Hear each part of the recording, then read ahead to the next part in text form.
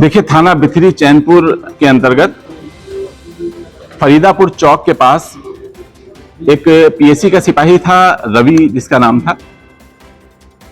इसने अपने एक साथी संजय को फोन करके सूचना दी कि 3-4 लोग इसको और इसकी पत्नी को घेर के मारपीट रहे हैं। ये कार से था।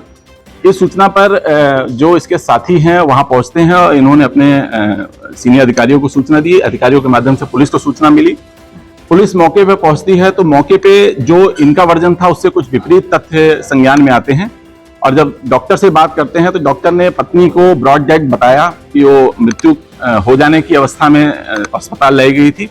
और जो पति एडमिट था उसके भी वाइटल्स सारे नॉर्मल थे, लेकिन वो बात नहीं कर रहा था, जिससे पुलिस को संदेह हुआ। फिर पुलिस ने इसमें गहराई से छानबीन की, परिजनों से वार्ता की।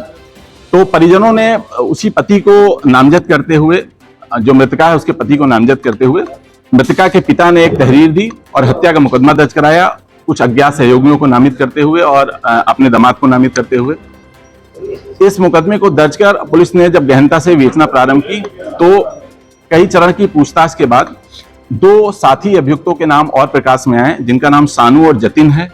सानू एक डेंटर का काम करता है, जो रवि के कार में डेंटिंग का काम कर चुका था, जिससे रवि उसके नजदीक आ गया था। और सानू ने रवि को एक अन्य अभियुक्त जिसका नाम जतिन है उससे मुलाकात कराई। जतिन एक प्राइवेट एम्बुलेंस में मेडिकल असिस्टेंट का कार्य करता था और कोई उसके पास प्रोफेशनल डिग्री नहीं है, लेकिन उसको मेडिकल की पूरी जानकारी है और इंजेक्शंस की जानकारी है। उसने इसकी मदद की और कुछ इंजेक्शंस, 3 प्रकार के इंजेक्शंस बताए हैं। कुल 65 मिलीलीटर इंजेक्शन 7 सिरिंज में भर के और प्लानिंग के तहत इन्होंने प्लाट दिखाने के बहाने उस गाड़ी में बैठकर पीछे से, और सानू ने हाथ पकड़कर और जतिन ने वो 7 इंजेक्शन उसके गले, मृतका के गले और गले के आसपास इंजेक्ट करके उसकी जान ले ली। और बाद में पुलिस को भरमाने के लिए उसके कुछ जेवर, जो 2 कुंडल, 2 बाली और 1 मंगलसूत्र है, उतार के और ये दिखाने का प्रयास किया कि ये लूट का प्रयास था, लूट की घटना कारित हुई है। लेकिन जब पुलिस ने इसमें समग्र विवेचना की तो ये इनका षड्यंत्र उजागर हुआ और आज इन तीनों को पर्याप्त सबूतों के साथ माननीय न्यायालय की अभिरक्षा में भेजा जा रहा है।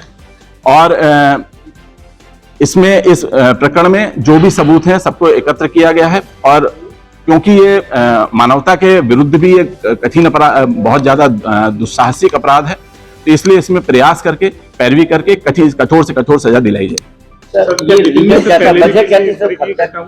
देखिए, हत्या की वजह ये अपनी पत्नी पे इसका जो कहना था कि इसकी पत्नी मानसिक रूप से परेशान रहती थी और उसके ऊपर कोई साया था, जिससे ये तंत्र मंत्र का भी इसने सहारा लिया था। प्रॉपर डॉक्टर को ज्यादा नहीं दिखाया था। बार बार पूछताछ करने पे इसने ये बताया कि उसके ऊपर ऊपरी साया था, जिससे ये उससे छुटकारा पाना चाहता है। लेकिन सीडीआर एनालिसिस से किसी एक अन्य से भी इसकी वार्ता होना उजागर हुआ है, जिसकी इस घटना में संलिप्तता नहीं है। लेकिन ये इसके मन में ये था कि जब पत्नी से इसको निजात मिल जाएगी तो उसके बाद ये उससे शादी कर लेगा या उसको अपने पास रख लेगा और इसका जीवन यापन पूर्ववत चलता रहेगा।